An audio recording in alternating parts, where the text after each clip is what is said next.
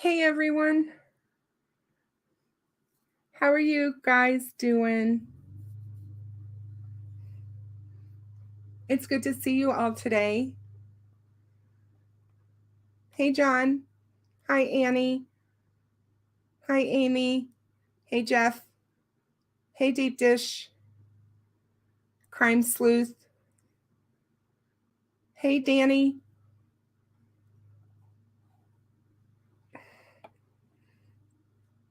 Hey Maria. So good to see you.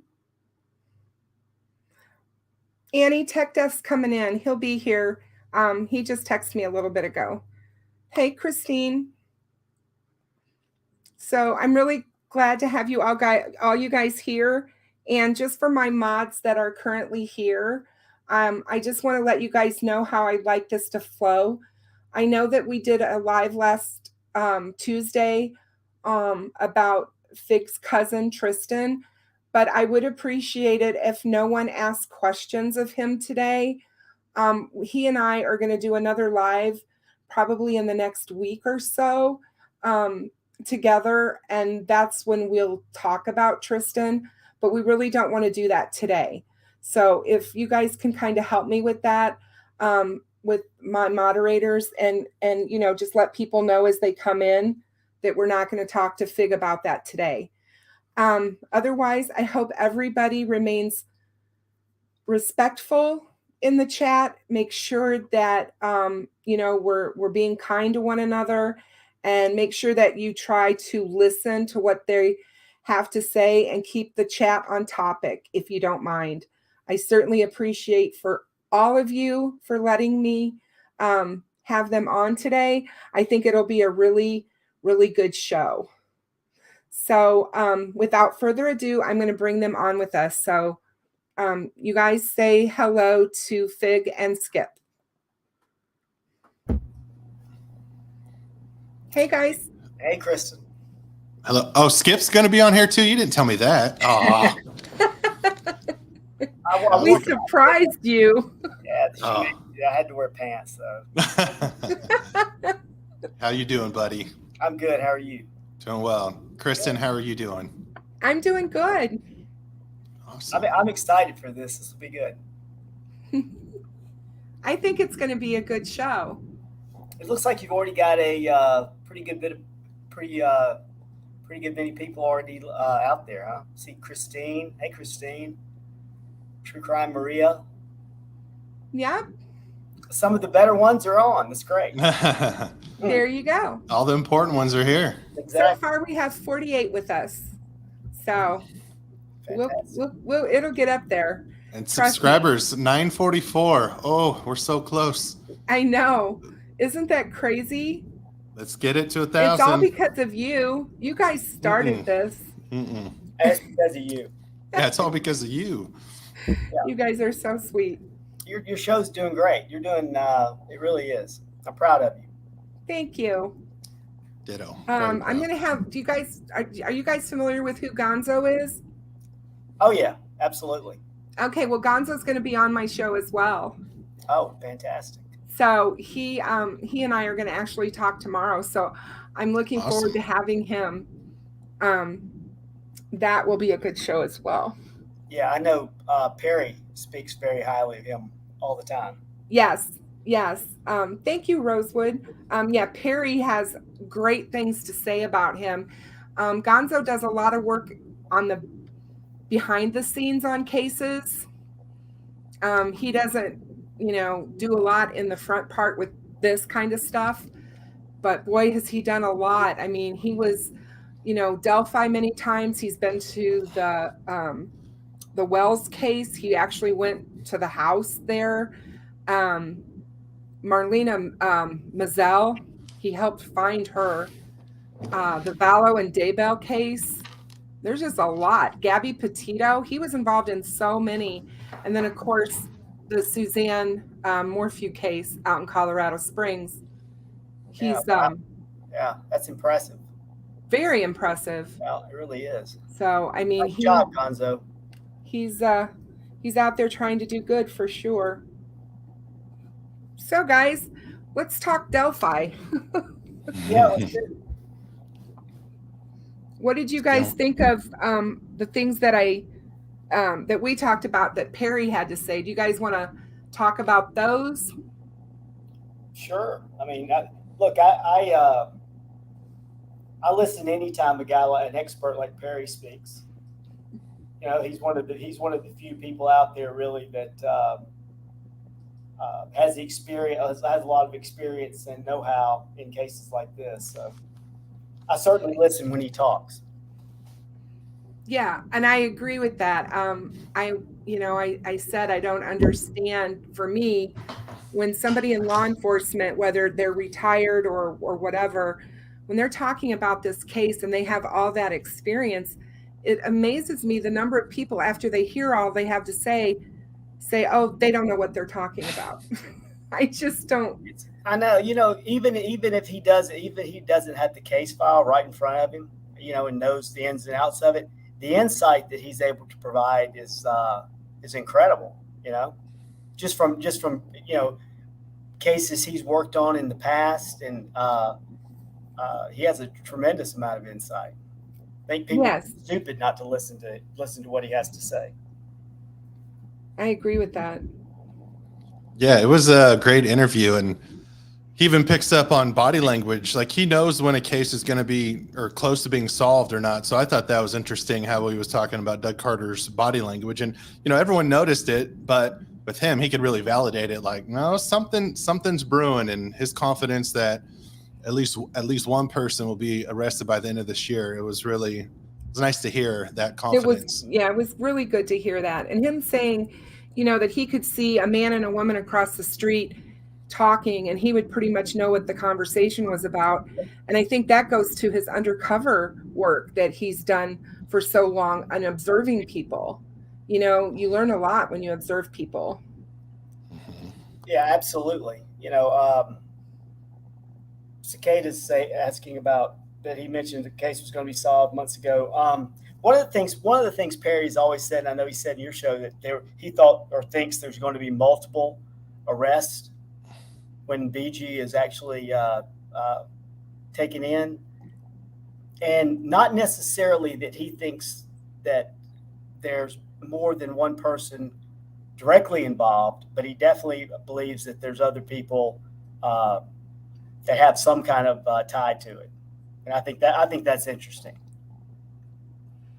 No, I definitely do as well. I've gone back and forth with that for 5 years. I've felt like that there's somebody at the center of this or that's involved in this that has some kind of large presence in the community, high profile in some fashion.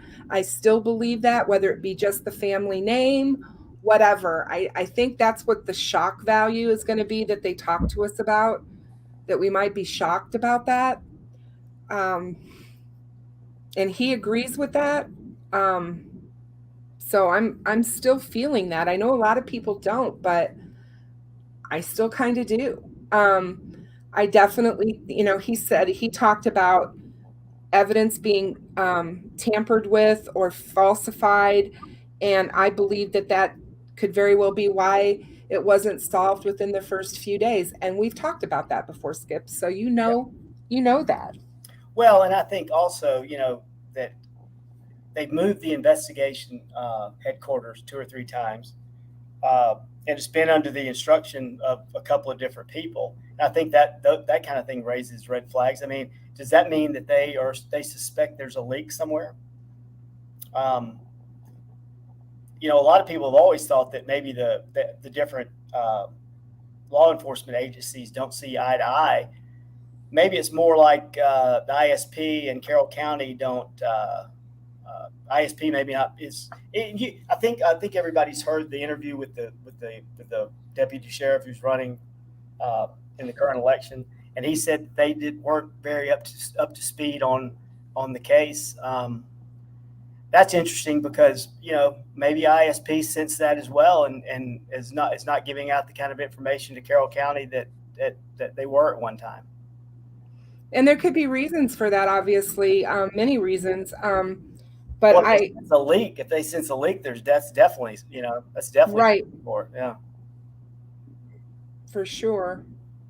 Did you get a little weak kneed when Perry was on the other night?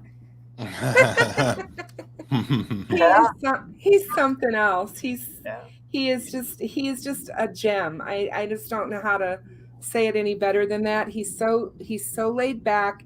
He's so easy to talk to. I don't get that law enforcement vibe from him, and he may be different. He may have been very different when he was actually working in law enforcement, but he just seems so laid back. Most officers aren't like that, you know?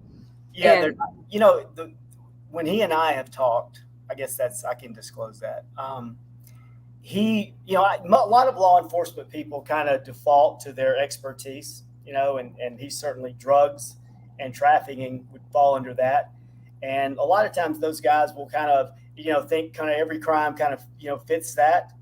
But with him, I don't sense that. I sense him thinking that has some connection, but I think he's been pretty open, and a lot of the stuff that he and I've talked about, was me providing him a lot of background information and things like that. So, he's just curious about all those angles.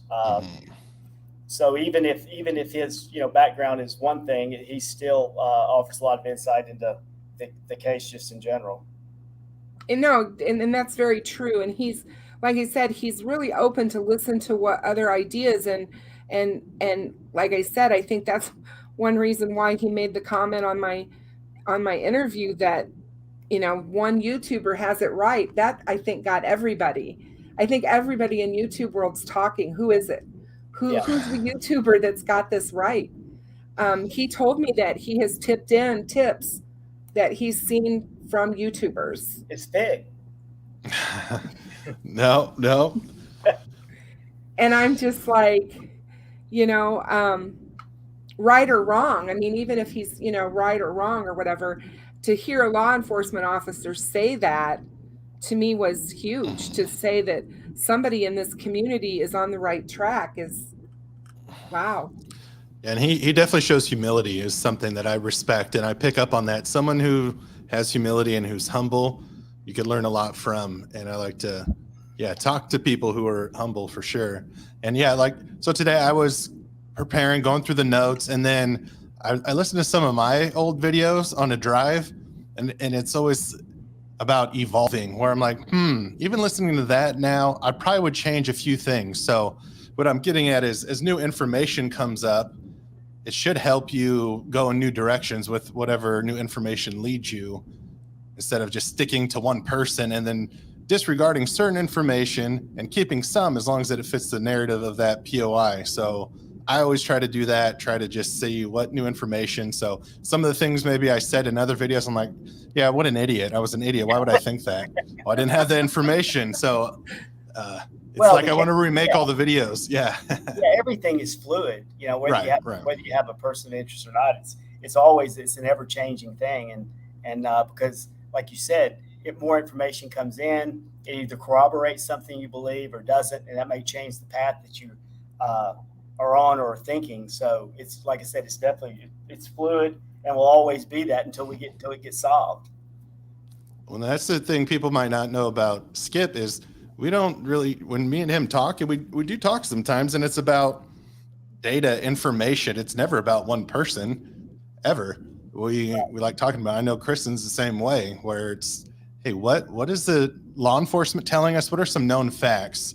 Then off that, maybe we could speculate a little bit just to try and get some answers, but we're not going to draw conclusions based off of speculation. I've never had that with Skip. I don't know how he got kind of thrown under the bus. I've talked about it before with him, about this whole, he's the one man show that, has one POI, and that's the only POI he ever talks about. And that is totally and absolutely not true.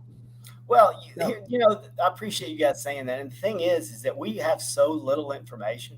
Mm-hmm. And, when you have that small amount of information, and a lot of the information, let's be honest, a lot of the information we have is misinformation. So, when the information is light to begin with, part of it is misinformation. It's really hard to decipher through all of it to determine, first of all, what's right and what isn't. and how to apply that to what you believe. Exactly. And you know, as we get information, just like Fig said, when we get new information in, it's like any investigation, and I don't think the general public understands how investigations work.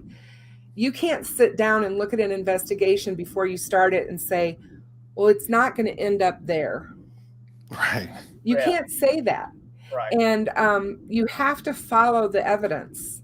Yeah. No matter where the evidence falls. And Skip and I, whenever we discuss this case or any case, that's what we always talk about.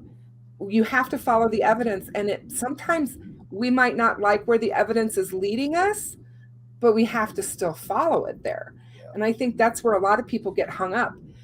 They start thinking, oh, I don't want to think that way, or I don't want to look that way. And well, Jeff just made a comment in the chat about the fact that he wouldn't be surprised at anything at this point. And I'm kind of the same way. I mean, literally, I don't think anything would surprise me. I think you guys are probably the same way. The investigation could turn on a dime tomorrow and it'd be something totally different. You know, the narrative be something totally different. I wouldn't be shocked by it at all. right. Because, I mean, look what's happening recently with, you know, law enforcement said for years that there was no digital component involved in the crime. Or at least they led us, you know, to believe that. That may not be what they were thinking, but they led the public that way. And now that seems to be their focus. So, like I said, you know, it can turn quick in no time. Right. And a thought that I had about that is, you know, it's why did they leave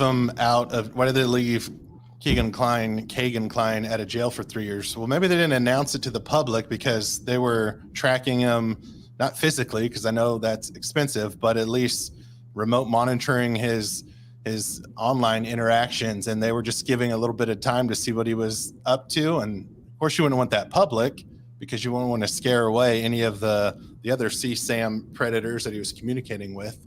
And that's an option, right? There's a few different options and we don't know for a fact anything. Well, yeah, the one kind of unique, well, I don't know if it's unique, but it's somewhat, is the fact that there are multiple investigations going on, you know, with the backdrop of this one. This case has led them to investigating all of the CSAM stuff, right? So how they speak to the public and the information that they disseminate they have to think about all of that. You know, it's not just, you know, we lose touch with that a little bit. We're so focused on the Delphi case. We think everything revolves around that. Law enforcement has multiple cases that they're working on in accordance with this. So that all has, you know, one of the things that, you know, we talk about information is like when Klein's house was searched and the FBI agent said that we don't believe this guy has anything to do with it. Okay. You have to kind of take that in context. All right. I mean, the guy's there, he's asked a question. There's really no other way he can answer. That's really not a definitive thing. That doesn't really, he's not saying this guy's cleared or ruled out or anything like that. He's just saying that they don't believe at that time that this guy, Klein, was involved, or the residents of that home were involved with the crime. Doesn't mean things can't change. Well, see, when the FBI said that right after the raid in February of 2017, that this guy had nothing to do with the murders of Abby and Libby, they didn't have the forensic digital reports yet off any of those devices. Right. Yeah, they didn't have any of that information yet. That's a good point. Yeah, and I think that people don't realize that, how long it takes to get that stuff. And depending on who the software is through, some of those companies don't want to give up their subscribers' information. And they might have to have gone to court. They may have had to have gotten additional search warrants. It wasn't something they knew right off the bat either. Yeah, and law enforcement always has to keep in mind the procedural things, you know, because they can't risk their biggest piece of evidence getting thrown out of court because they didn't handle something in a search and seizure or something properly. So again, all of those things have to be taken into consideration when you hear law enforcement make any comment. Right. And then I will say that, so the video that I would say all three of us, one way or another, kind of worked on was that escape route and sketches explained. I know we kind of all had thoughts, and Skip was kind of the link between me and Kristen with that, and we all talked about it. It's got 15,000 views in 2 weeks, which is like at least twice as much as my other ones. So I was thinking, why is that? Because I'm not even convinced that is the only way. It was one thing, right. But I think it shows, this is my assessment on why it's doubled, because it tries to give some answers, some things that we learned that we don't know to be fact, but that we've kind of heard throughout time, and just, can we piece them together and maybe try and give answers? Because I really don't think it was only one person involved. I think there might have been a second person there, but I think that all of us contributed to it, and we're just trying to figure these things out. So we presented that as, here's one possible situation or possible scenario of maybe how the sketches went down, because they're still so confusing. It hurts my brain all the time. Yeah, imagine for us who've been following it since day one. Well, Skip and I have talked about that. He came in on just the second sketch, and so it was easier to not really pay attention to the first sketch. But for those of us that did, that was a really hard swallow to take. I could imagine. It's so frustrating for the families too. They put out all these flyers, and I saw in an interview just how deflating. It's like, wait, so we were in the wrong direction for 2 years? Like Becky said, it felt like a kick in the stomach, like somebody punched her in the gut. Right. It was just like, what are you talking about? These don't even look like the same person. Well, and exactly. And it's kind of two-pronged, because it's, you were told this guy is the guy, and the image on the bridge appears to be a more of a likeness to that, to a lot of people, most people really, than the younger sketch, until we've seen some of the new frames, all that kind of stuff. But so it made it even doubly hard for people to get that first sketch out of their mind and be convinced that, hey, and you see all the time, you see people still refuse to believe that the second sketch is the right sketch. So that was when Fig and I started talking about this. It's funny he mentioned that all the views, because you remember, Fig, we were like, should we even, should this even be something we put out there, because it was just a hypothesis. It's about the hitchhiker, but it was something that law enforcement was interested in. And so we know that law enforcement connected the new sketch to the CPS building, or the vehicle at the CPS building. So, from from where the guy was seen and the CPS and the placement of the CPS building and all that, just by that, it at least made some sense to kind of talk about it, Yeah. It is. And when we were talking about how Bridge Guy may have left, and the fact that we had this bolo basically put out by law enforcement early on for a hitchhiker, be on the look for a hitchhiker or a blue backpack or whatever, there was reason for that. And if somebody saw somebody walking along the Hoosier Heartland Highway that day, they would have just assumed he was a hitchhiker. They would never have thought anything else, because at that time, nobody knew that 2 girls had been murdered, and nobody knew any of that stuff yet. So those people driving by that Skip talks about, they would have just saw a hitchhiker. Correct. It made so much sense when we started thinking about it. We're like, wow, what if that was the person who came up with that sketch? What if they were the ones that said, oh my Lord, I saw him that day coming out of the woods. Right. Well, walking along the, whatever. Proximity wise, law enforcement was interested in the guy, right? There's a reason why they put the bolo out, be on the lookout for the hitchhiker and a possible duffel bag or backpack, whichever they referred to. But so his proximity was close enough to where law enforcement was interested in the guy. And this may seem simple and obvious, but it clicked again here. If it was just a hitchhiker, they would say, any hitchhikers, but for them to say with a bag or with a duffel bag, even though it's like, duh, hitchhiker probably has a duffel bag, But they would always mention that they wouldn't just be a hitchhiker. It was always with a duffel bag or with a backpack. So it's like someone spotted someone with a bag, multiple people. Yeah, agree. I agree with you, and I think that's huge, because if they did have that information early on in those first few days, and somebody did say, "Oh, well, this was just a hitchhiker. We're not going to deal with this. Right. Let's move on." There you go. Then when GBI comes in, takes a look at the case bit by bit, and is like, "You guys, why didn't you deal with this piece of evidence, information? Where did it go?" Well, we just thought that he's just a hitchhiker. No, he might not be just a hitchhiker. He could be bridge guy. Right. And until they made the connection with the vehicle, and that's the thing. I know we parse every word that law enforcement says, and we're looking for that magic word that they say is going to answer everything. But saying they're asking for information about the driver, I think is important, right?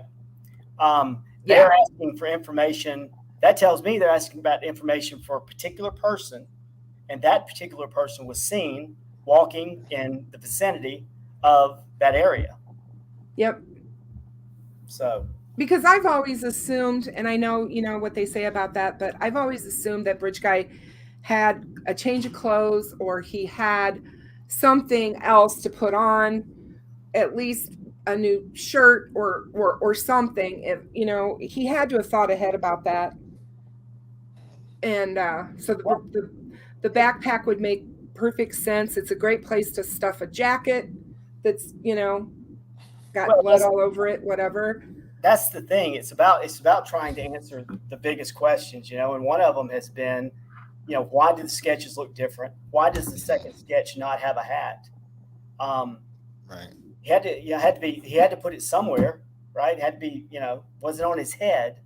So if he put the scarf, if there was a scarf in the bag, the hat in the bag, possibly the jacket in the bag, even a sweatshirt, any of those things, hoodie could be in the bag. And so you're talking about somebody looking totally different to one witness, whereas when he entered the trail, he looked like what the 16-year-old witness said he looked like. 3 or 2.5 hours later, he looks totally different. So, and I think in my opinion, that was one of the things. One of the narratives always has kind of been is it was a really tight timeline. I think maybe we should reassess that a little bit, because if he was seen entering the trails around 1:30 and then possibly was later seen near the CPS building at 4:00, we're not dealing with a real tight timeline at all.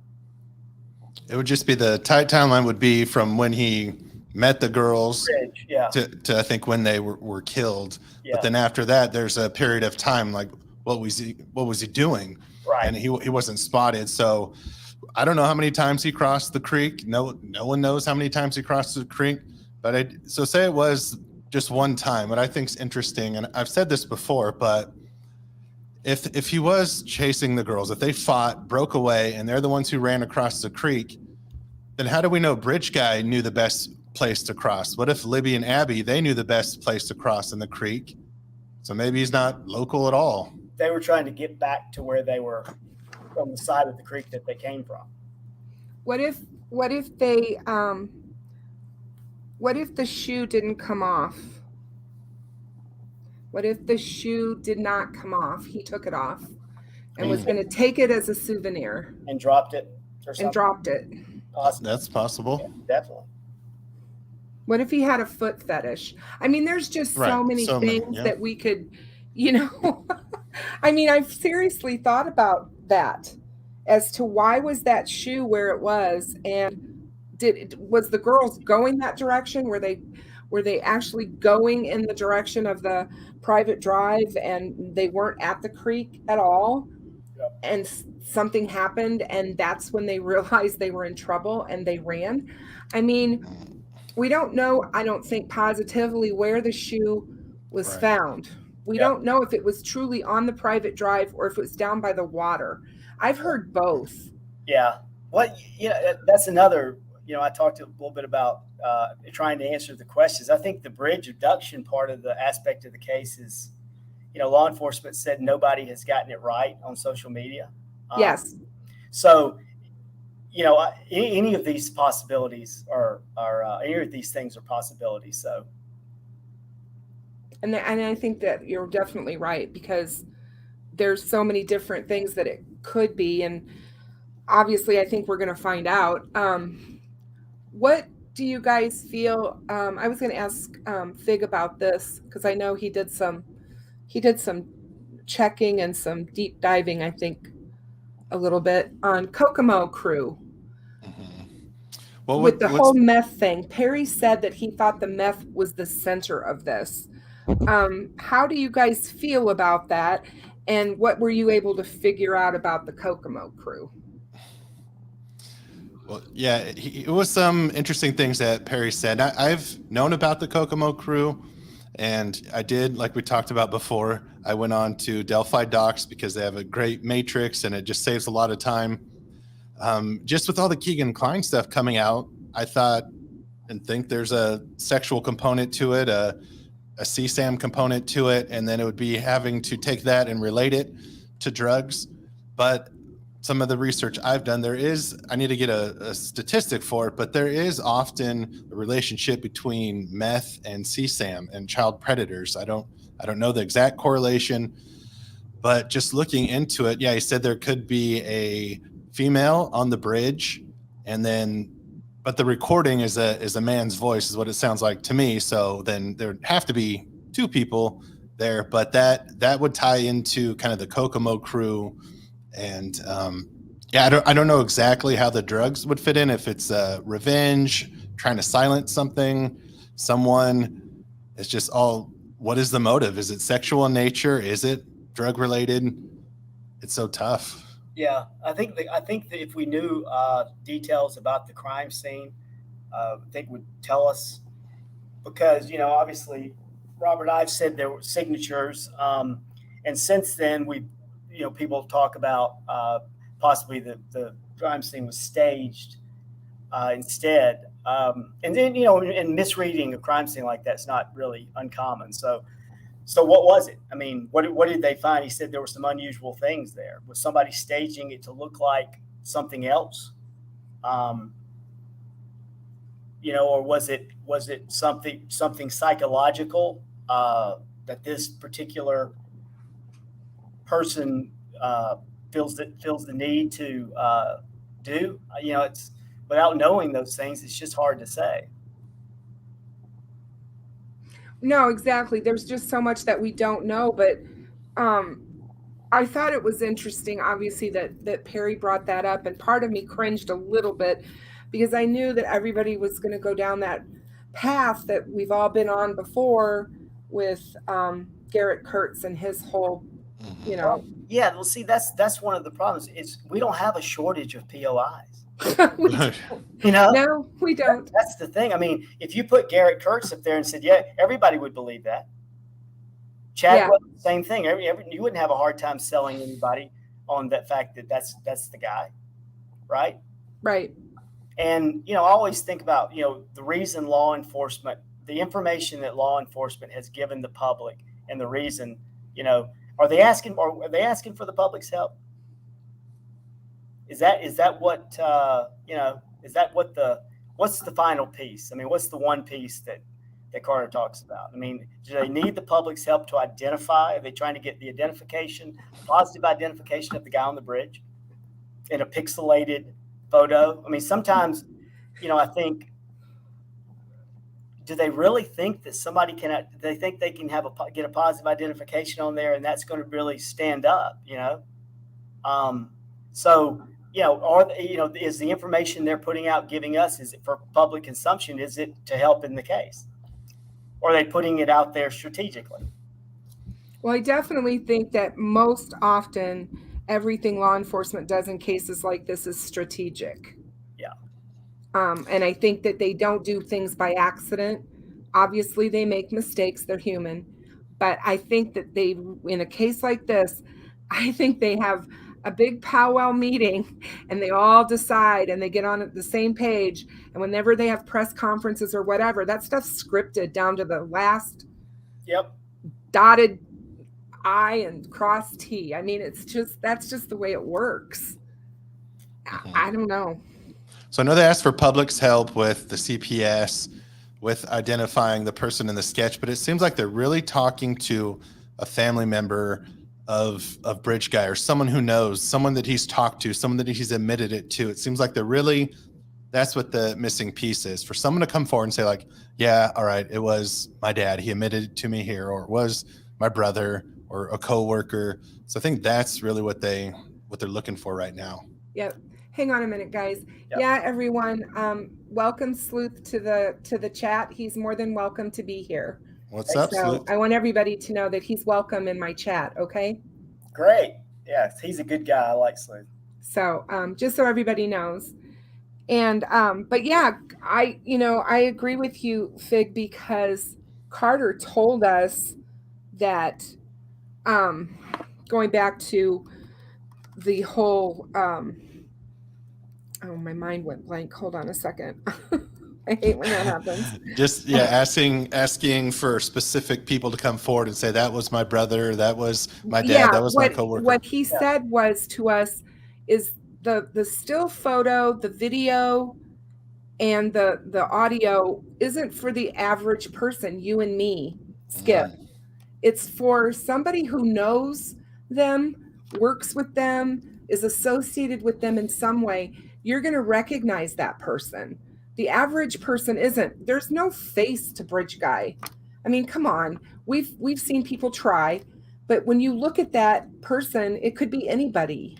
Yeah, that's kind of the point I'm trying to make, is that are they asking that because that furthers their investigation in terms of that identifies a person they need to investigate, or does that identify, or does that corroborate a person that they believe that is? Oh, I think they already know who it is. I just do. Well, I mean, everything they've said that tends to, I mean, they said, they probably interviewed the guy or someone close to him. Yep. They didn't identify a individual as a suspect early on. Those comments still, I don't know the reason why you would make those comments if you didn't have a good idea. Right. Was. So again, that brings up, they're saying all these things and they're putting out more information for us. Is that really for us? I guess that's the question I'm asking. Or is that, or like you said, is that for one person, a parent, some relative, a friend? So I think with the Anthony Schott stuff, it's to the general public. I think they're trying to get more people to maybe come forward. What I think is, did someone from Anthony Schott's account try and meet you? I think that would be the first question, is if someone gave a tip and they're like, all right, so Anthony Schott's communicated, did they ever show their face? Like, who was behind that face? Did you meet them in person? I think that's what they want to know. So in that regard, they want it open to the general public so they could get someone to corroborate or to say, like, yep, that is the person. I saw the same person too. Oh, and they look like Bridge Guy. Yeah, I mean, I agree with that completely, because I definitely think they're looking for other victims of the Anthony Schott's profile. And I think they want to show a pattern of behavior. And that's what they're trying to do with that, for sure. Well, and there's another one. Sleuth did a great job. I caught part of his live earlier. And there's just this guy who was just caught a few days ago, and his last name is Rippy, and he's a child sexual predator, and he's friends with the clients, and he has connections, and it seems like every few weeks there's another person that pops up who lives in the area, the Peru. Yeah, he's area. from Peru. Rippy's from Peru, and I mean, I think that's true. And True Crime Maria was just talking about it in the chat here a little bit ago about the guy in California that they arrested either this week or late last week, and he's all over the place, including Indiana. I mean, he's got victims in Indiana. He's got victims in other countries. I mean, this is big. I think when they said this is big, I think this is really big. Yeah, I think the actual Bridge Guy is going to be someone who I've never heard of before, but connected to people we all have heard of somehow. Yep, that could very well be true as well. It's going to be Very interesting true. to see how I still worry and wonder about this whole story of how they obtained girls for this club in Lafayette that Jalen talks about. I firmly believe that she was telling the truth.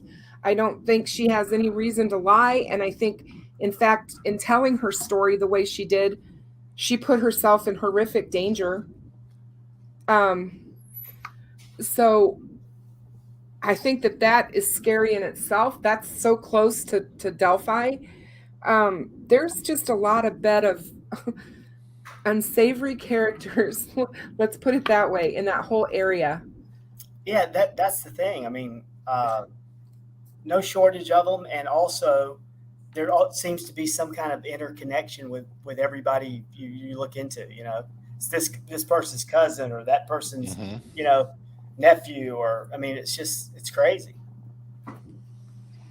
And see, Jetta just said that was it a week ago? 2 were caught in Frankfurt near Delphi. So I mean, they just keep catching them.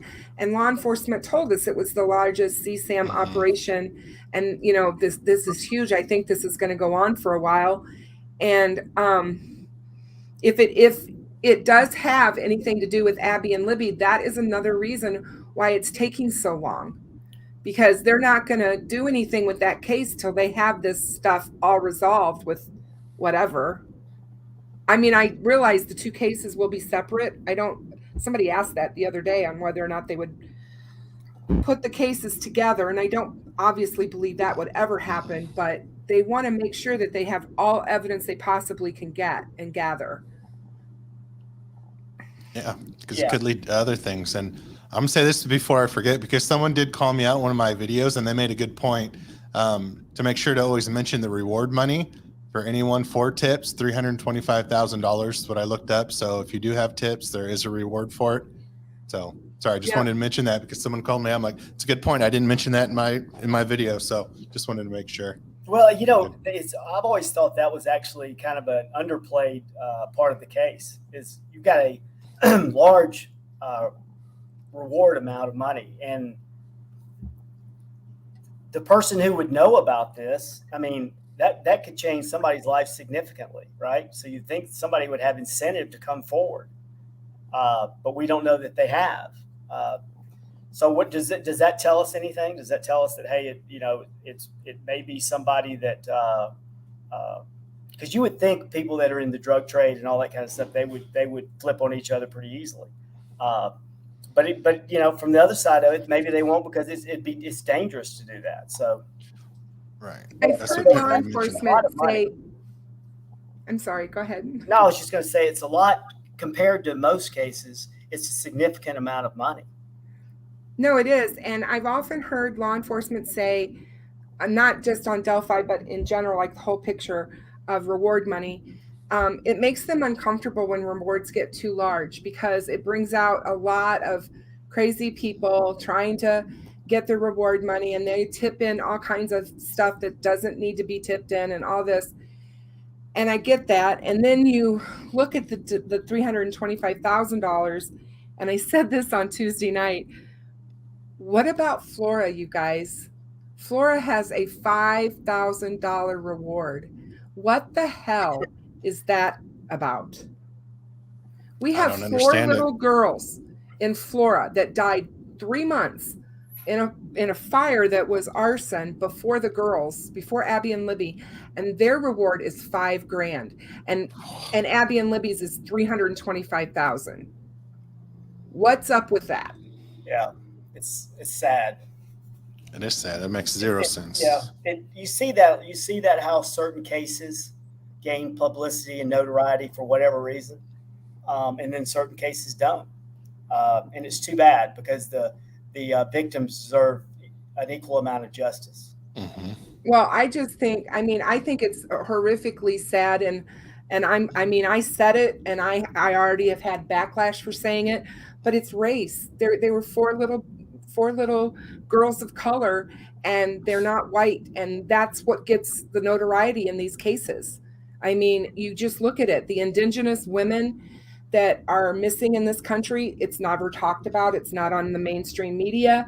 The same with African American women. They go missing every single day. We hardly ever hear about their cases. Something needs to change. Agreed. Those little girls didn't deserve what happened to them that night.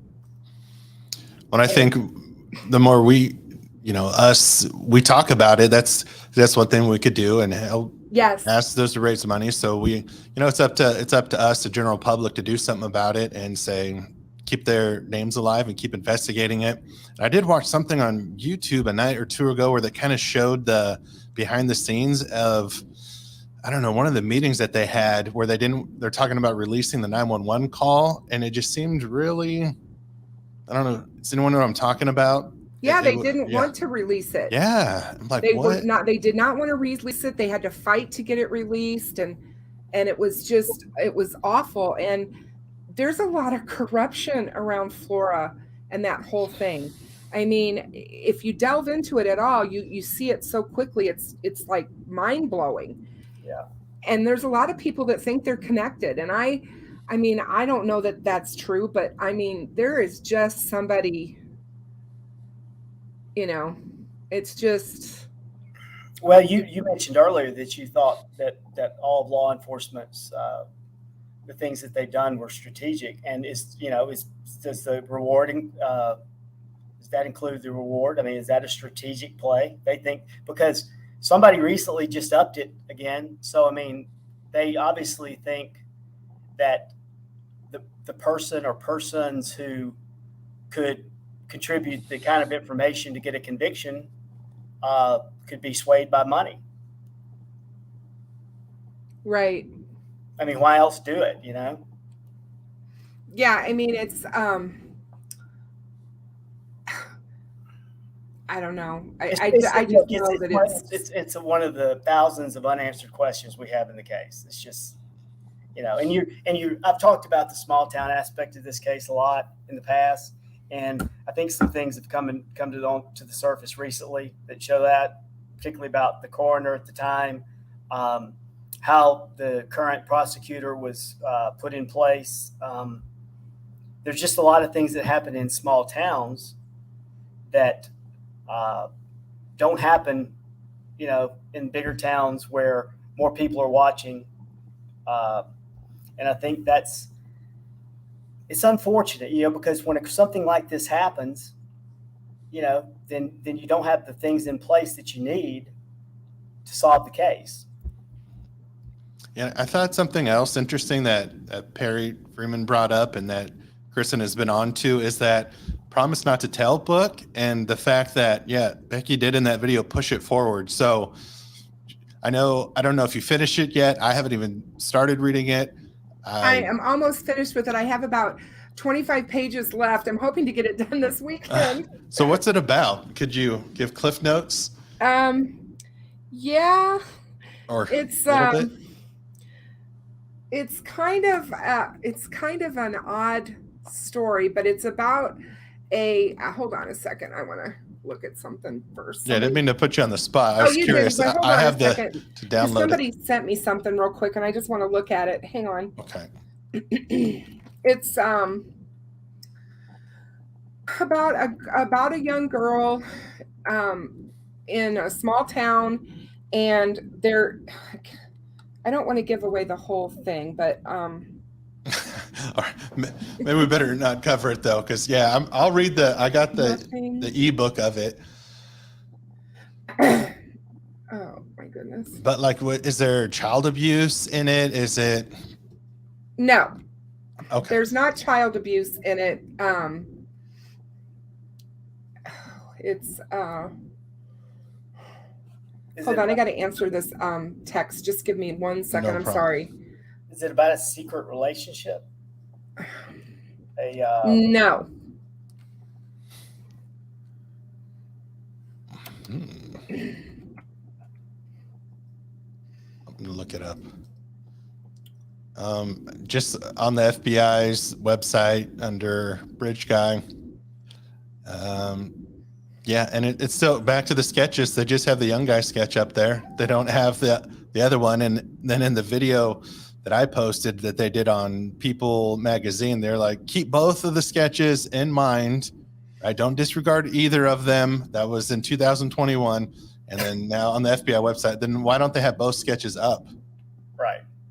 But I think it's probably because I think what we alluded to is the witnesses behind the young guy sketch is probably going to be your best witnesses because they saw him without a hood on, without a cover on his face, without a hat. So they had the best look at him is what my assumption is. I agree with that. I think they saw, the witnesses saw the same person. It's just they had different depictions of that individual. And he could be wearing totally different clothes, and so wearing a blue coat, hat, scarf, all that in one, and you don't know how good look at his face that she got. So and then the other one doesn't have those things. So I think they're definitely the same person, just different depictions of them. How many witnesses do you think there were of the young guy sketch, the young bridge guy? Yeah, the witnesses. I always thought it was interesting that law enforcement gave us a lot of information about the first sketch. Where it came from, where it came from. There were supposedly at least 2 people who contributed to it. They didn't agree on the hat. The second sketch, they've given us nothing. Mm-hmm. I mean, and I don't think that the sketches matter much anymore. That's just my opinion. Right. They don't show them anymore. I just don't think they are. And I think that the whole thing of removing Bridge Guy's height and weight and description from the wanted posters, all of that, I think they know who this is, and they don't need that information anymore. Yeah. But getting back, I'm sorry, that was my daughter that was texting me. But anyway, getting back to the book, it's about a woman who goes home to care for her ailing mother, and the night she arrives, there's a murder, and it's a murder that's reminiscent of something that happened, another one in her childhood. And it's this girl, it's called Potato Girl. It's really this character or classmate that they made fun of. And it's just, it's really, I don't know. I was really surprised that Libby was reading the book, I think, to some degree, and then to some degree not. I think what surprised me was that it, on the level of what happened to her, and that she was reading this book. It was, to me, it was like, wow. We were talking about coincidences, and I'm just like, and Sleuth said to me yesterday, you have to look at every coincidence. And it's like, absolutely. This is just weird about this book. And they never found the killer of the little friend. So yeah, it's a murder mystery. It's interesting. But yeah, I was very surprised. Can you give me coincidence? A little more background? Who's reading a book like this and then ends up murdered themselves? Yeah. Can you give me a little more background about she was bullied or made fun of, and she's the one who ended up being killed? She was shunned and basically just made fun of horrifically by her classmates, and she ultimately was killed. Yes. Wow. Okay. Yep. That's ironic. They used to call her, to tease her, they called her Potato Girl. Oh, so yeah, it's who gave her that book. That's what everyone wants to know. And I remember looking into it, going down a rabbit hole, that there is and I don't think this person's involved. They don't look like Bridge Guy. They're too tall, but you start looking around, there's someone who's friends with Keegan Kline and also was friends with Libby. So you start looking for things, and then they appear. Little Pookie, I'm absolutely positive that Libby was reading it. Becky says that if you look at the Renner video and interview, she takes him right into Libby's bedroom and pulls the book up off of her bed, shows it to him and says, this is what she was reading. And it was not for school, because he asked, because he looked at the book. And she said, no, this was for pleasure. It was not, she was not reading it for anything to do with school. That's So interesting. yes. You're welcome. No, yeah, I've never heard it was to that extent. I thought it was just a book that somebody. So I didn't realize it was in his video where he was going through the house or whatever. They went into the room and she made a comment about it. Yeah. And even fingerprints on it. Yeah, you want to fingerprint it, but if it came out of a public library, then you're going to have a whole bunch of fingerprints. Yeah, there's a lot going on online now that of those of us who have read it, people have said, "Oh, did somebody online, some predator or whatever, ask her to read this book or tell her about it and tell her to read it or whatever?" I just think it's completely crazy that I did when I got the book and I started it and I was like, this is about this kind of murder. I mean, I was thinking Promise Not to Tell, kind of like you guys were when you first questioned me, that it might be something about sexual abuse or, something like that. But I didn't expect it to be this. Interesting. So. Yeah, it's not what I thought. If you guys like to read, pick it up. It's on Amazon. Yeah, how old is the book? Do you know? What? Written? When was it published? I'm sorry? How old? When was it published? When was it published? Yeah. I didn't mean to put you on the spot. Yeah. What does page 37 say? Just April. Don't put me on the spot. April 10th, 2007. Oh, okay. So it's recent. All right. Or relative. Is when it was. So 10 years. I have a question for both of you. You mentioned, Fig just mentioned fingerprints. The fact that the physical evidence in this case seems to be so limited with DNA and fingerprints. Does that necessarily tell us something about the killer? Or is there a lot of luck involved in the fact that the bodies weren't found for 24 hours and they were out in the elements for that long? Just curious about what your opinions are about that. So I think that's a lot of people think that tells us that, hey, this guy really, really was meticulous about certain things, not leaving anything, that he had some knowledge. But does it tell us that? Well, I have a new thought after watching Kristen and Perry's interview. Let's hear it. He feels evidence has been falsified since the beginning. So I think about how confident everyone was up front. Oh, this should be, I've said this should be solved within a few days. I heard fingerprints weren't sent off to the lab on time. Heard that through someone in the know a little bit. And I'm like, was that what was missing? Is that what got falsified or tampered with? Was it some DNA got contaminated? So now I don't know what to think. Well, one thing that I looked into was the fact, that Ives comment. I thought it was interesting that he thought it would be solved within a week, few days, whatever he said. Why did he think that? I mean, we talk about maybe the crime scene was staged. Well, if it was staged, was it staged to point to a particular person? And that's why he thought it would be solved so quickly. And if it's it usually was, staged to throw someone off. Oh, yeah, sorry. Go ahead. Why did he think it would be solved so quickly? See, that's me. That whole comment is like a lightning bolt to me. And he wasn't the only one who said it. The FBI guy, and I'd have to go back through my 12 notebooks to figure out his name. I used to know it off the top of my head, but the FBI guy was also interviewed, and he said the same thing.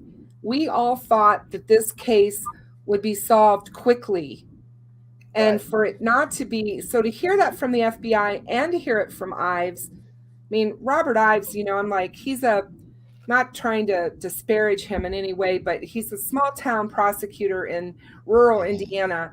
And, we could talk for hours about why he should never have used the word signatures, because they had no idea when they looked at that crime scene if those were signatures, because they didn't have anything to compare them to yet. Right. You don't have a signature unless it's been left at another crime scene. We don't know that. They've told us that they don't have any crime scenes or any murders that are correlating between Abby and Libby. So, yeah, I would think that because they thought it was local, right? They thought it was someone local, which I think it could have been a mistake. Like they flip-flopped on it because then they had these national boards that went over these postings. But if they think it's someone local and they'll have so many, 3,000 in population, so many men that fit that, I think maybe that had something to do with it, that they were confident, like, who does that here? We have to know that it's someone local because of where they crossed on the creek. But that might have been a misstep in the beginning, the first few years, is thinking it's someone local.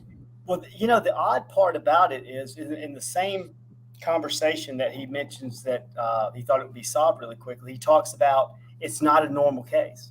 In a normal case, you have, they go to have the crime scene and somebody was shot and they know it was done with this gun and it was by this, the husband, all that. He said it's pretty cut and dry. So he's saying this case is not cut and dried like that, but he thought it was going to be solved really quickly.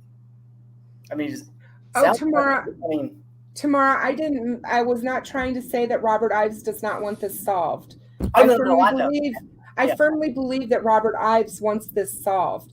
All I'm saying is that he misspoke when he talked about signatures. Right. Yeah. That's all I'm saying. I think he's a really bright guy. I think he's, and he gave us has given us a lot more than the current guy. Right. So McClellan's been completely radio silent. Well, and the fact that the new guy, McClellan, said that all information would go through his office. He seemed to be really wanting to take control. What was the reason for that? Did he see that? Is that a power thing, or did he see that he thought some things were getting out, or what? But I think Ives comes across really good. I mean, he comes across intelligent, well spoken. But like I said earlier, misreading a crime scene is if that happened here, it certainly isn't the first time, and won't be the last. So. Maybe that was just a simple mistake. But people, like I said earlier, people parse every word these guys say. Right. And they take it to heart because there's so little information. You have people still going back, well, I've said back in 2017, or the FBI said back in 2017. We don't know if any of that's relevant anymore. Exactly. Yeah. Right. Yeah. Right. Yeah. What it was technically was a personification. He should have said that instead of a signature. So that when you personify something, that's the correct term for it. Then when it happens a second time, then it's a signature. Right. So like if you sign your name the very first time you ever wrote your name down, that's not a signature yet because you haven't done it, but it's you're personifying something. So that's. But I don't think there's any question. There's some things probably at the crimes that are odd, that were unusual to the crime scene, to any other crimes that have been that are normal. Like a guy who I trust and who has a lot of inside information. One of the things he said were the crime scene techs were told to strictly stick to their discipline, do not speak to any of the other crime scene techs. And I've talked to a couple of law enforcement people about that, and they said they'd never heard of that before. They said, and I asked them what that told them. They said it must have been something unusual. That'd be a good question for Perry. We need to start making a list of new questions for. I've said there was a couple of things that you would want to take a picture of. Was that exactly what he said? Wasn't that? Yeah, yep. Robert Ives said that when you came upon that crime scene, you definitely wanted to take photographs. So to me, there's something there that you would want to take a picture of. I just don't. I don't think that.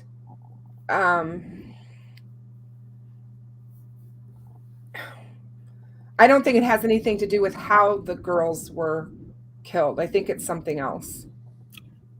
No, I agree. I think there was, and again, if it was staged to look like something different, then right.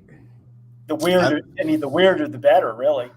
For the perp, make it look as weird as you possibly can and send them down as many roads, false roads as you possibly can to keep them off the path. And Maria's got it right here, because a signature is any behavior beyond what is needed or required to commit the actual crime. It serves the fantasies, desires of the offender. Yep. And one of the best ways that I've ever heard it, John Douglas, who is like Mindhunter, he's the big guy that started the whole profiling for the FBI.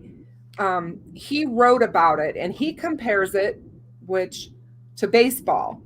And it's like, when you look at the batter walk up to the plate, the batter always has this ritual that he has to do, whether it's rub his hands together, pat his legs, hit his cleats, whatever it is he does that as a ritual before he hits.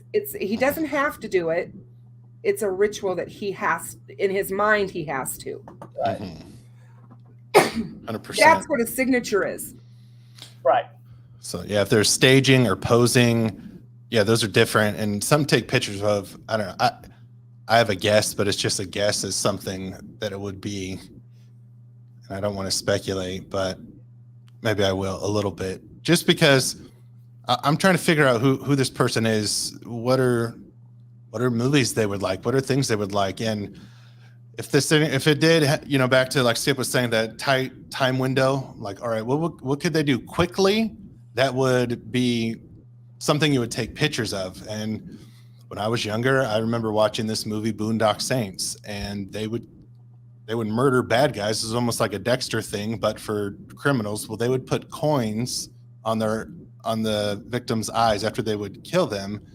And so you hear about like the religious things, and if it's non-secular and that's something that's really quick, I have no idea if that's true or not. I haven't heard either way, but trying to think, well, I even did this. I told Skip, I'm like, I went on the Boondock Saints Facebook, like, it was like 1 million and something people who liked it. I'm like, all right, I'm not even going to, that is a rabbit hole I'm not touching.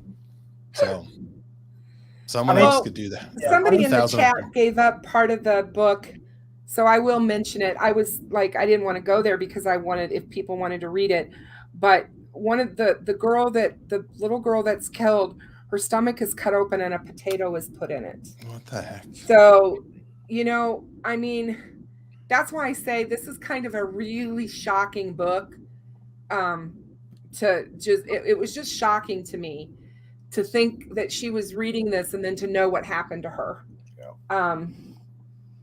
I wonder. Yeah. There's that stomach thing again. And there you go, back to the stomach thing again. Right. Yeah. And, you know, we know who that leads back to, or, yeah. Well, I mean, again, is that part of the psychological profile? Is that part of the staging? I mean, those are the questions that we have, you know, I did want to recognize one person. I saw Limbowski. He's a really bright guy. I enjoy looking at his opinions, but getting back to what we're talking about. Yeah. I mean, that's the thing. I mean, like signatures, say, you know, one of the rumors was with the girl's hair was cut, both girls, or at least one of them. Well, then law enforcement could look at that and say, okay, well, that's something outside of what he had to do to commit the crime, so that could fall under a signature. Mm-hmm. It also could fall under somebody taking evidence to plant. To front, you know. Oh, yeah, that's a thought. So I mean, that's why it's so easy to misread a crime scene, you know, and so I don't think Ives did. I think, like I said, I think he's a bright guy. He may have just used the term a little loosely. Right. Without the behavioral, the FBI behavioral unit is probably the best group of law enforcement in the world. But even they're not perfect. Oh, no. They make mistakes in their profiles. They admit it. Yeah. And the behavioral group is an elite law enforcement agency, probably the most elite. But even they can be, you know, people like to say dupe, trick, whatever, and they say, oh, no, law, just this guy couldn't dupe. Well, yeah, he could. You know, a guy you could do. It wouldn't take much. Don't you guys find it odd though that, I mean, that the FBI has never given us a clear profile of this killer? I guarantee they have one though. No, I know they do. Why haven't they released it? Well, it goes back. That goes back to what I'm asking about the information they're releasing to us. What's the reasoning? Why are they releasing what they're releasing? We don't know cause of death. We haven't seen a profile. We see a pixelated photo and a couple of sketches. Yeah, I don't know if it's normal that they normally do give the public profiles of people. Right? Is that a common thing? I don't know if they do, because I think I try to look at. A lot of times it is. They will Okay. they a lot of times they'll give you some of the profile. So if they're needing the public's help. Well, I think some of the things that the FBI guy mentioned early on is, is this somebody who is he, lack of sleep, abusing drugs. Those things were part of the building of the profile. He didn't come out and give us he didn't come out and give us bullet points, all the bullet points on what their profile is, but he certainly gave us some insight into what they were thinking. See, so that's why, from what Perry said, why I think they don't have a suspect in mind. Because he mentioned they won't do a profile if they have a suspect in mind. The FBI profiler won't do a profile if they already had someone in mind. I thought that was very interesting. Well, if that's true, though, maybe they did a profile in the beginning. Maybe they didn't have anybody in mind in the beginning. Right. I mean, I think they thought they did. Yeah, and it's when was that profile created? That's kind of Yeah. what you're saying. Like, when was it created? Early, and have they updated it? Have they changed the profile based off new information? Yep. Same thing with the sketch, though. Same thing. Think about it. I mean, do you need a sketch if you know who it is? Yeah. Right. Maybe you do. Maybe you do if the reason you're putting out the information is a very pointed, that you're trying to get his attention. You're trying to let him know, hey, we know it's you. Was that the reason they led the 2019 press conference off with about the driver of the vehicle? Digital says someone said the profile would give it away. Yeah, public speaking 101. I mean, use attention getter. First sentence is an attention. I mean, was that the attention getter? Hey, this is for you. We know you parked there. We know, and now you know. So I'm not saying that's right. I'm just saying I think it's possible. Did you guys hear me? Digital said that the reason is because someone said the profile would basically give away who it is. And Christine said the FBI doesn't do that much anymore because it's usually their profiles are usually too accurate. So my feeling is like, well, what happens if we know that some of the stuff that they said at the 2019 press conference had to have come from a profile. We know this is about power to you. Yeah. I mean, that's where me and Skip differ, I think. Because yeah? I think why? Tell me. And me and Patrick too. Really? Yeah. So it's me and Nick are on one side, and then it's Patrick and Skip on the other. I think he was 100% talking to a profile. Yeah, now we're gonna do a tag team match. Yeah. But yeah, so he was talking to a profile, and that's what you think instead of a person. Correct. Yeah, I'll leave it there. That's one of the fundamental difference. I mean, I'm sorry, but I disagree. I'm going to disagree with you on that. That's okay. That's all right. Yeah. I could take it. Yeah, I think he probably was, or at least had a good idea. And I don't. It's not just because of that. I go back to other things that law enforcement said in addition to, 2 weeks after Carter said, we know this guy's following the case closely. Now, I know that could be part of the profile. They know that sometimes these guys inject themselves into cases and they keep up with it and all that. But, we didn't identify a suspect an individual as a suspect early on. Community's going to be shocked. So all of those things, it was more than just the 2019 press conference. The reason I believe that there was that he was pointing at someone in particular.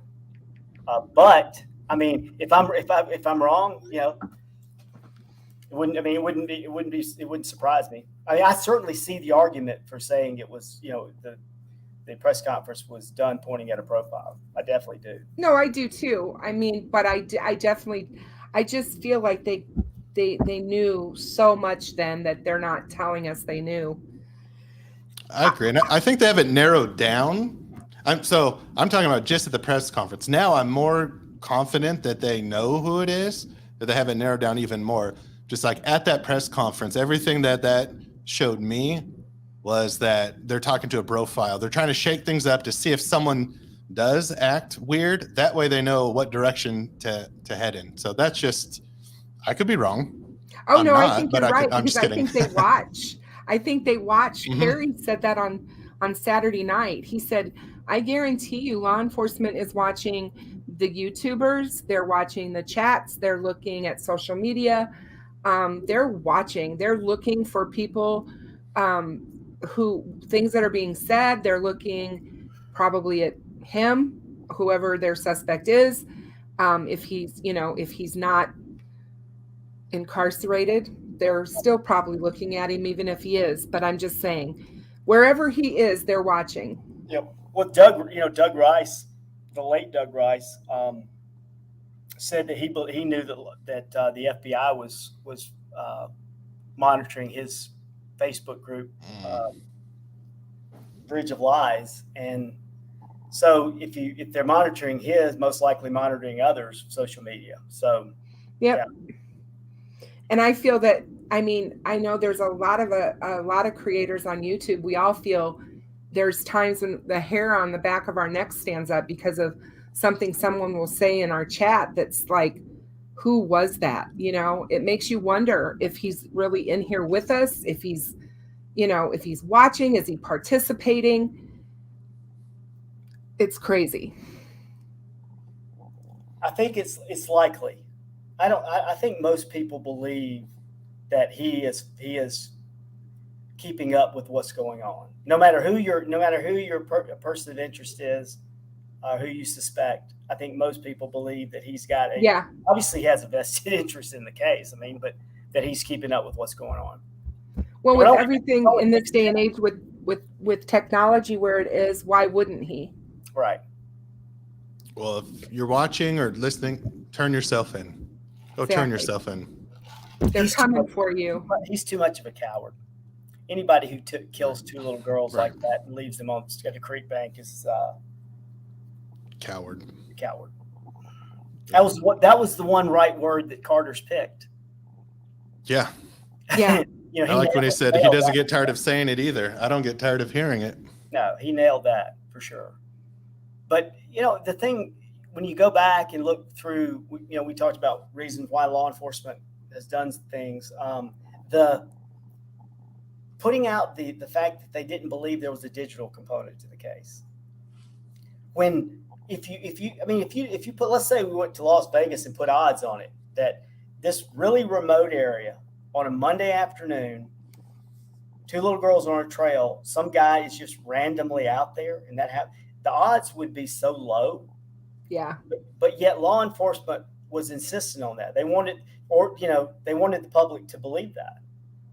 Is that because they believed it, or they want the public to believe that while they pursued something else? Yeah, the public or the people may be involved with it. Maybe that's what they wanted them to think. Yeah. If they thought that there was a lot of people involved in this whole thing, maybe that's what they did that for, so that they wouldn't have any idea that they were looking at them. That's why they kept the social media aspect out of it by saying there was no catfishing, there was no, Yeah, because the FBI uses they use that they use odds and percentages on things like that.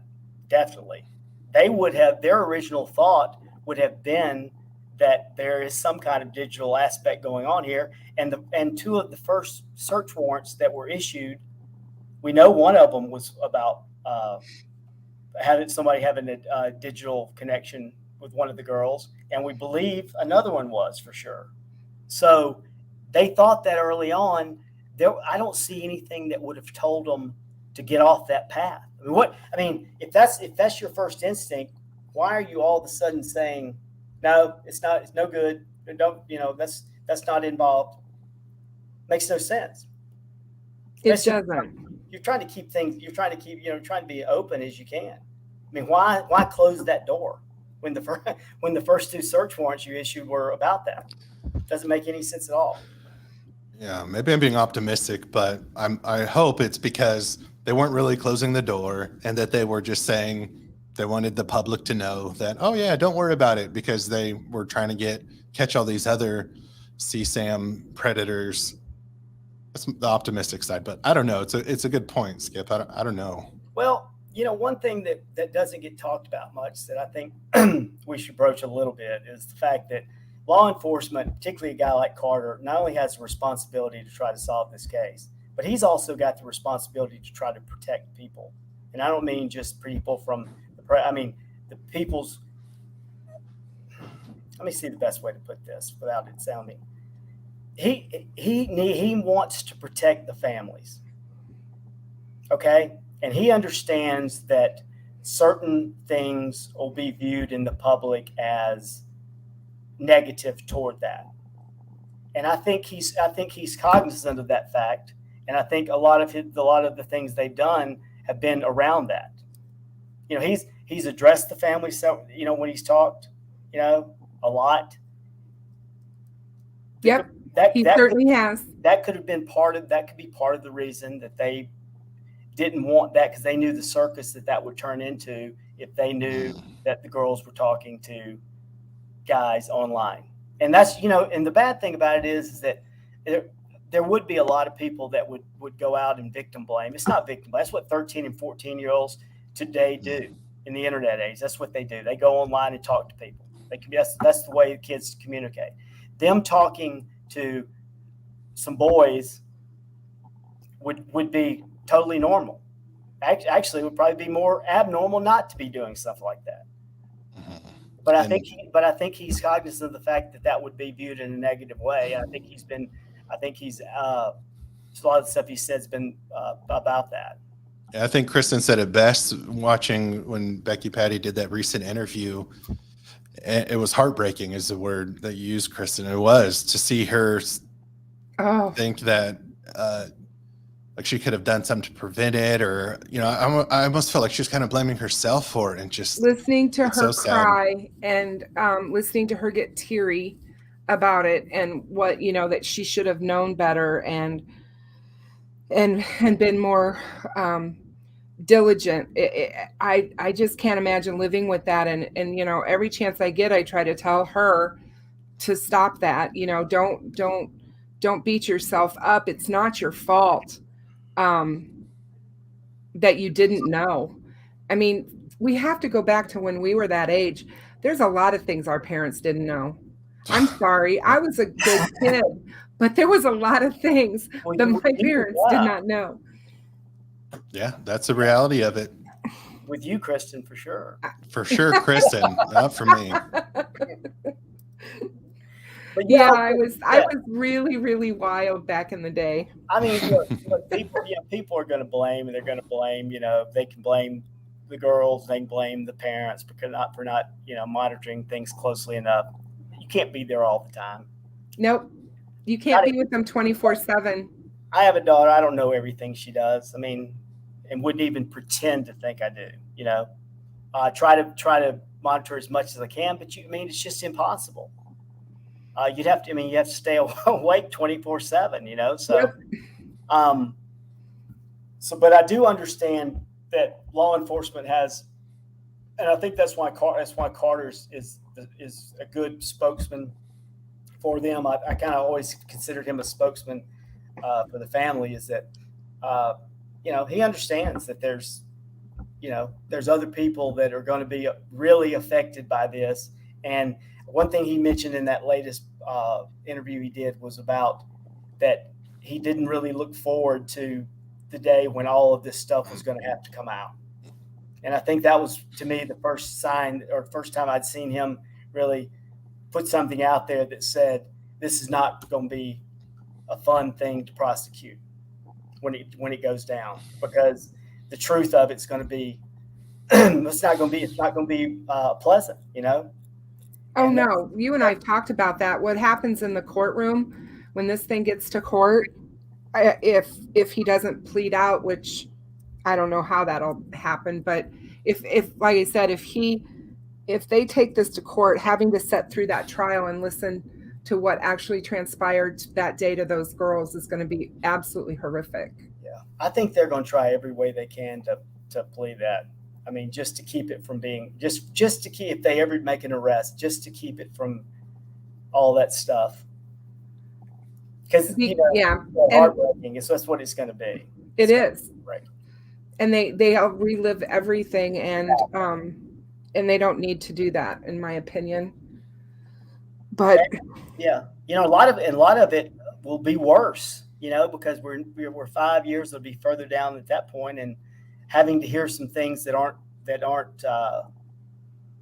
nice, whether they were done, intentionally in negative way. I think they were done innocently, but it's going to be portrayed by the other side as, hey, right, the defense. Yeah. Oh yeah, the defense is going to, it's just like Perry said, the defense can lie, they can do whatever they want to, they can do anything. They can go into court and basically get away with anything. Yep. The prosecution can't do that. Yep. So there'll be a lot of things said about the girls, probably about the families. We think it's bad, those of us who are trying to protect them now. Yep. It's going to be so much worse. And every single POI that's been brought up is going to have to be dealt with. Yes. And that's why I think maybe when Carter said 60 to 80 new investigators, I think that's part of that, is that you have to officially clear every single person. They gotta make sure that every single one of the POIs that's been brought up online or has been tipped in has been vetted, and they can prove that they had nothing to do with it. Right. And it's going to have to be good, because you're talking about,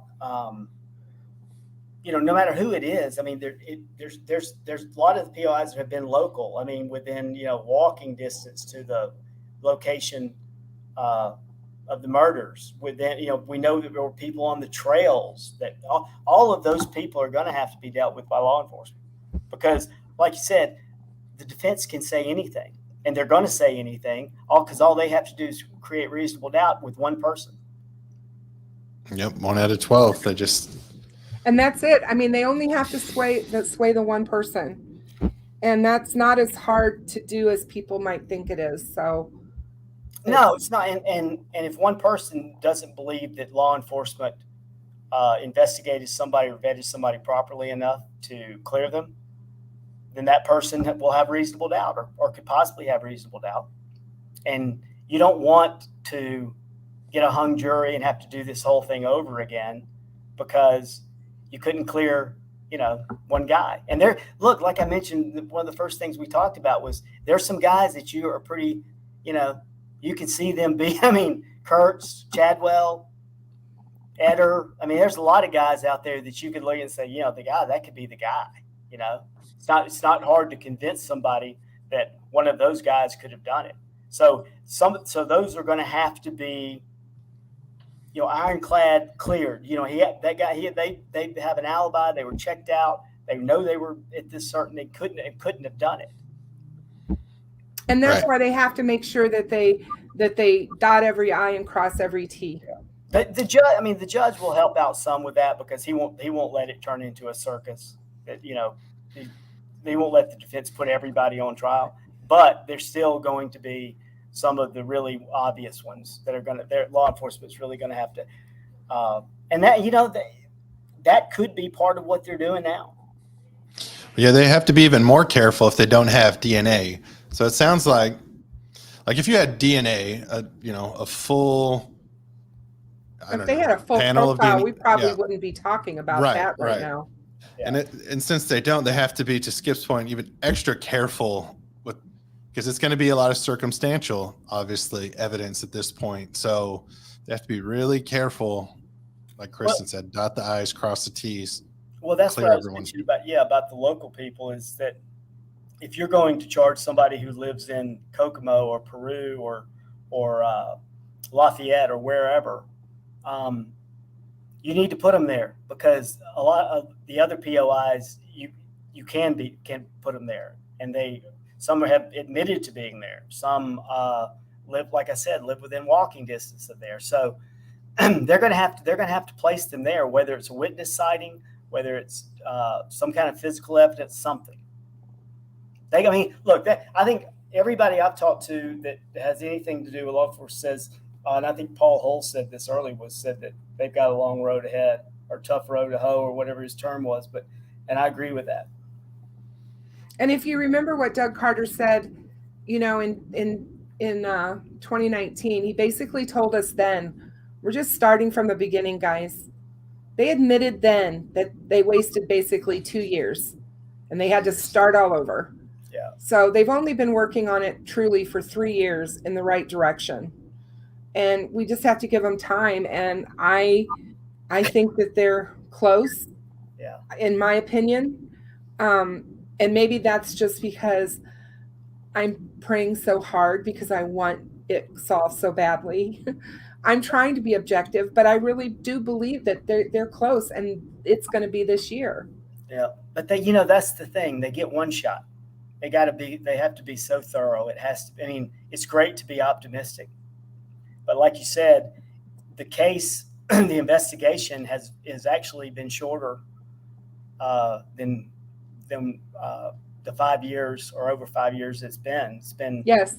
So it's really not an old case at all, and they're going to have to be incredibly thorough. They get one shot, particularly if they because the public's going to demand that the penalty be really stiff, right? Right. The prosecutor's going to be under a ton of pressure. He's not going to take this thing trial until he's 100% ready. He's got a slam dunk case. He knows the world's watching. So there's just a lot of things that have to get lined up for them to go forward. But I agree with you. There's nothing wrong with being optimistic. I think we just need to show some patience, because there's just a ton to do. And I agree with that. I do. I think we have to give them time to do their work. It's like Perry said, anybody that thinks that they're not working this case every single day, they don't know how law enforcement works. Right. They are working this case every single day. There's eyes on it. They're following tips, leads, whatever. Yeah. Well, I'm totally for being optimistic. I mean, I think it's become kind of maybe apparent that maybe some mistakes were made, but that doesn't mean that there can't be a prosecution still, right? Right. Mistakes are made in cases. They are. Assumptions are made. I think an assumption was made in this case early on. They were looking for a older serial killer type. And so they were. But by focusing on that, they lost the 2 years, or a lot of the 2 years that you talked about. And so. My optimism is they're on the right track, and that, but I'm going to be patient in terms of, how long that takes. Right. And I think that that's good that we are, and that we give them that time to actually work their case. But one of the things that I wanted to ask you guys while I had you here was, because you guys talk about this stuff. When you look at the case as a whole and everything that we know from now, or from 2019 to now, what is your biggest takeaway from what it is they may need?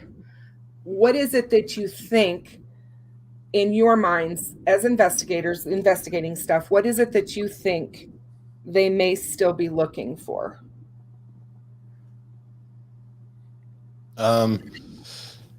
Some sort of technology that will help the little DNA they have, if they do have DNA, and then just someone coming forth and identifying, yep, that was my coworker, that was my brother, that was someone, I know that they went there. So basically breaking the alibi of someone, and then some type of physical evidence.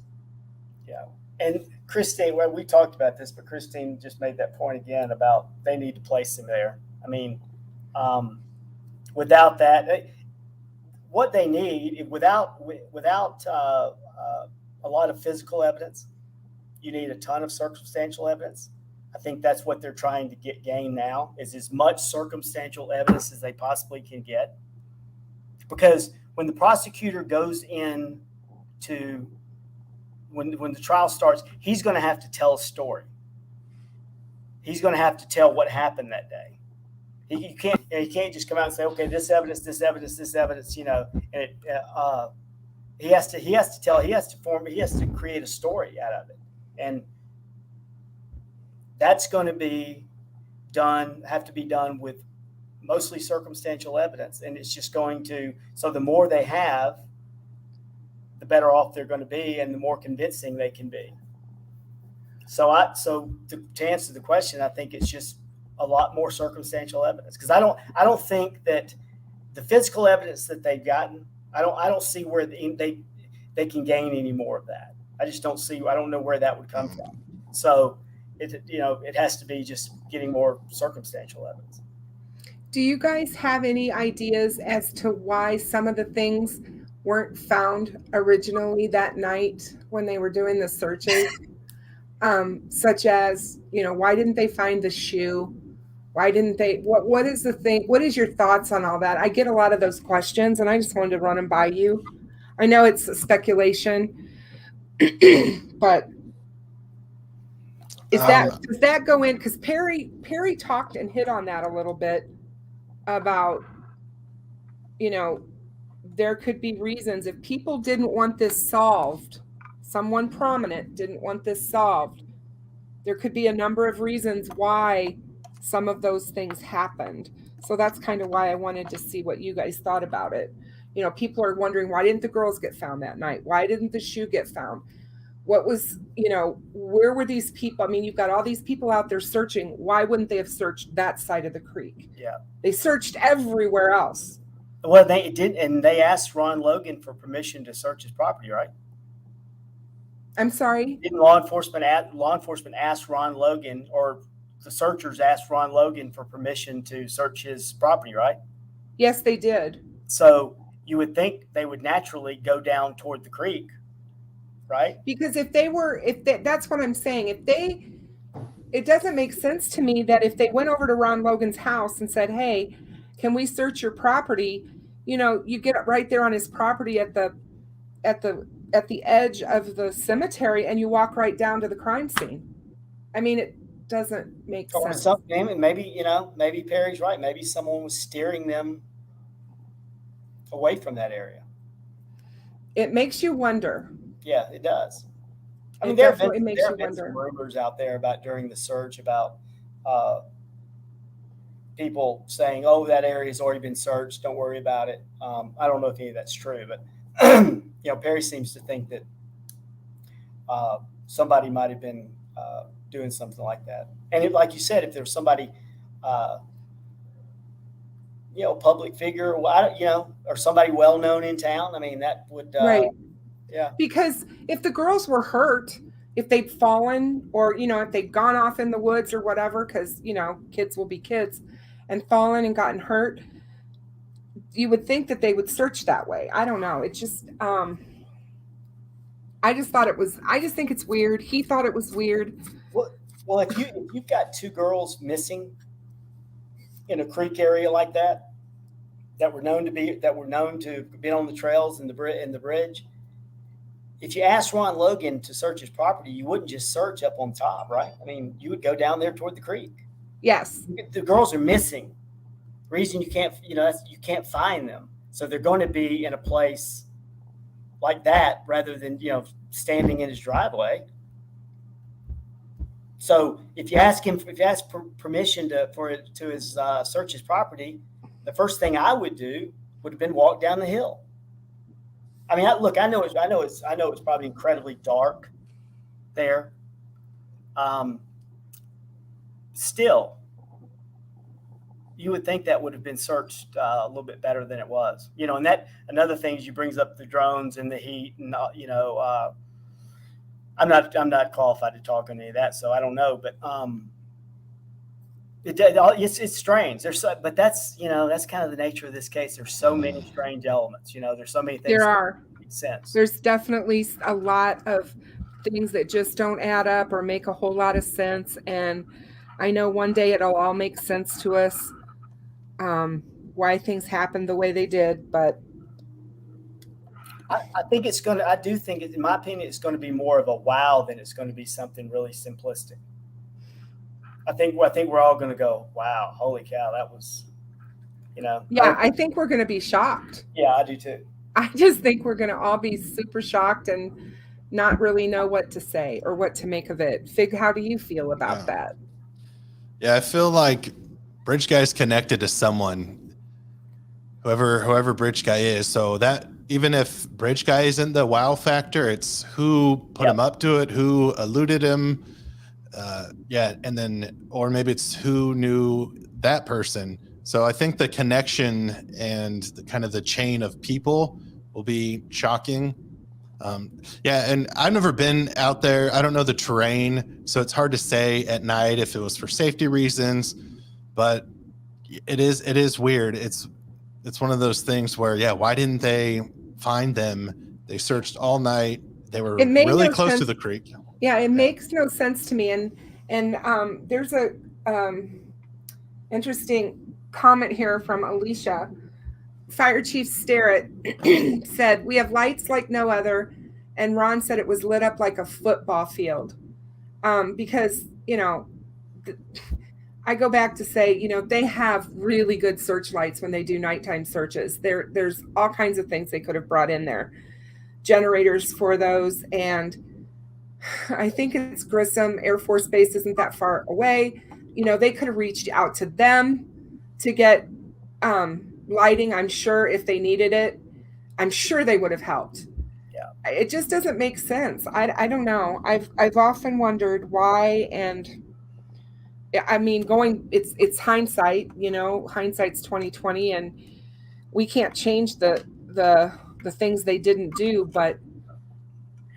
I don't know that it would have changed the outcome of anything. Obviously, no. It would just kind of like, it's like focusing on Tobe canceling the dogs. It wouldn't change anything with the girls. It may have changed something slightly with the investigation, but from what I've been told by the people, the local people I know that are familiar with Logan's property, is that you would have had to have walked up on them to have seen them. Okay, so just to be fair, I mean. You couldn't have been on the other side of the creek and looked across there, because of the way the land goes in the dip that they were in, that you wouldn't have been able to see them, particularly at night, unless you got just the exact right vantage point. So somebody would have needed to go on his property, walk down there to it, walk up on them. But it does seem weird that nobody did that. That to me has always bothered me. Yeah. And, I know that they didn't think the girls were murdered. I get that. I know they didn't. They weren't even going there. If you talk to Tobe, he tells you that they had I think it was a 98% or 99% missing person recovery. 99% of them they found and they were fine. So he was thinking the girls were fine. They weren't thinking what actually had happened to them. And that's just in their defense. But even saying that, with all the people that they said that were out there that night, I mean, Becky talks about it like it was the stars in the sky. She's like, that's how many flashlights. It was like looking at the sky with the stars. That's a lot of people. Yeah. Well, one of the things is that one of the rumors that Libby was covered with leaves, or one of the girls was covered with leaves. It definitely could have been missed. That it could have been, a light shining and they just didn't see. But yeah, it seems like that's not a huge place. It's not a huge place. I mean, if you had that many people out searching, you would have thought that area would have been looked at for sure. I've never bought into the theory that they were taken away, and I know there's been some interest in shacks and cabins and things like that. And I certainly think it's possible. I'm not saying it's not. I'm just saying that I've never really, I haven't seen any evidence that happened. You would definitely have to have more than one person involved if that was the case, in my opinion. Well, and like I said, it's possible, but I haven't seen enough evidence to convince me that something like that happened. And that's, I mean, man, talking about risky. I mean, you're talking about that's way risky. You're putting them back in a spot. Why not just leave them where they were? If you had them in a cabin or a shack or wherever. Yeah, exactly. I think that they died where they were found. I think that is. Well, we want answers to every question. There's going to be a lot of questions we don't ever get an answer to. That's true. And we're just going to have to live with that, And one of the number one things we may never know, truly, is why. Right. People need to be prepared for that. We may never know why. Well, hopefully they've got enough. Law enforcement because knowing the interest in the case, that they've got enough leverage that they can do some kind of deal where they find out some of those things. I hope so. I hope you're right. I mean, even if the death penalty thing is just whether you believe it or not, whether that's just used as leverage to get somebody to talk about what happened, tell us what happened exactly that day, because all we really know is at 2:13, an interaction happens, and after that, we really don't know anything. No, exactly. We don't. Besides, they were found the next day. What do I think, around noon, something like that, 11 o'clock or whatever it was. I know that they couldn't. They didn't. 12:15, I think it was. Okay, yeah, they didn't start the search until a little later because the fog was pretty foggy and had to lift before they thought it was safe for everybody to go out. But yeah, there's some things we'll never know, unfortunately. Sad but true. Yeah. Well, you guys, it's been almost a couple hours. Is there anything else you guys want to talk about or wrap up? Let's say just subscribe to Kristen's channel if you haven't subscribed yet. We're close. Absolutely. Close to 1,000. That's the goal. And Fig's channel. You guys are awesome. I mean, I would be remiss if we didn't mention Fig's channel. Oh, stop it. How good it is. How he's both of you guys are doing an incredible job, really. Thank you. Thank you. Appreciate it. You do a lot behind the scenes. Oh, stop. I just run my mouth. You do a lot behind the scenes. But I appreciate everything that Fig's done for my channel, and and that goes. I know that goes for whether you agree with whether you certain channels, that goes for everybody.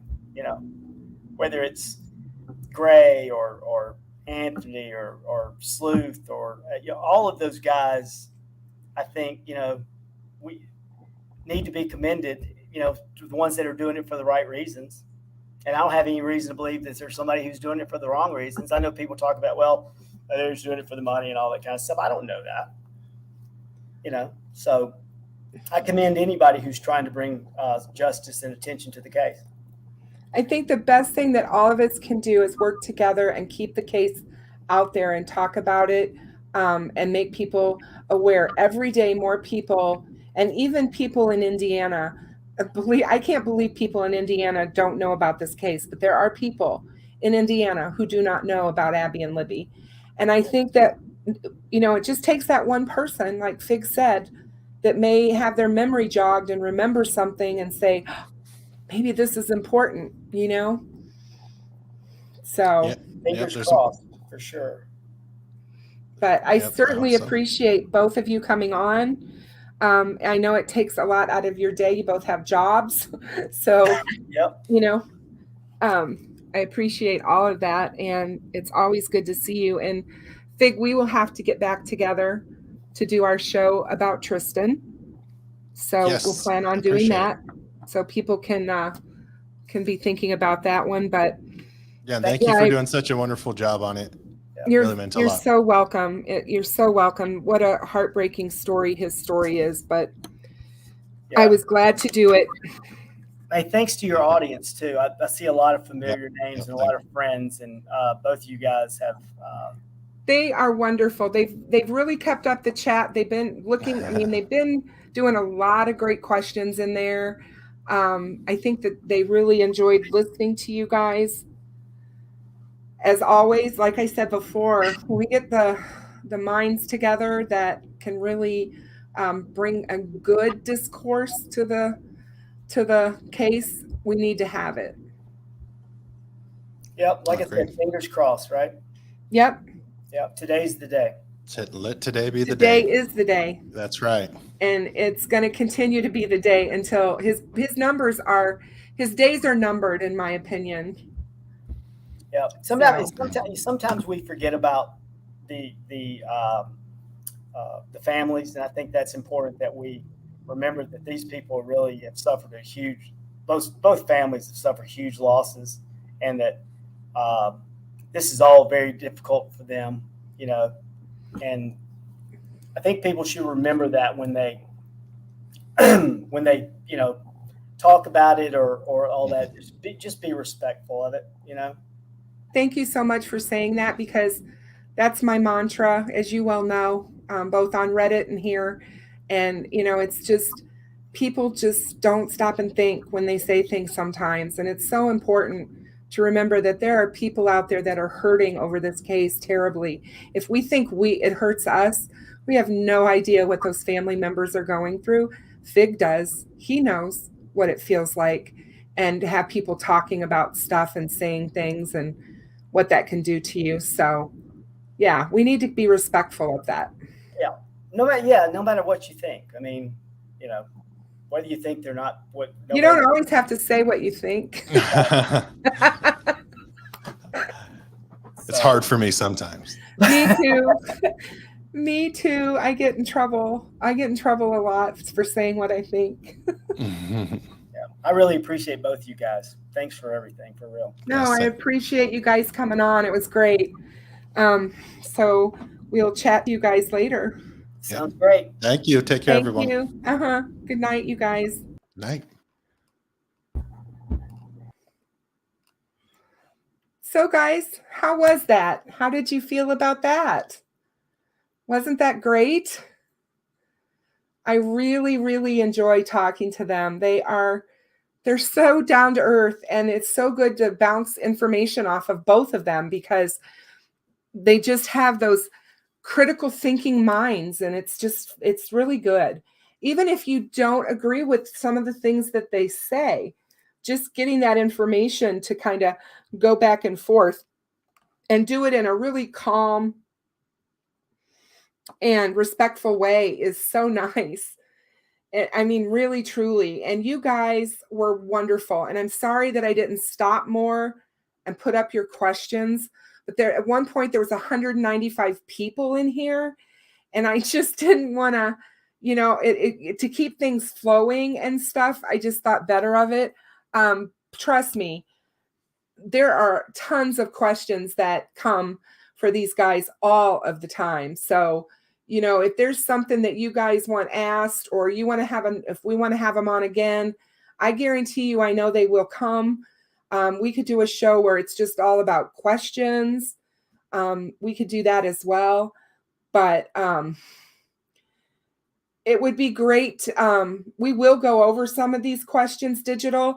I have no problem having a live to do that, because there was a lot of stuff brought up, and I know that everybody that's listening doesn't agree with everything that was said. So, and that's okay.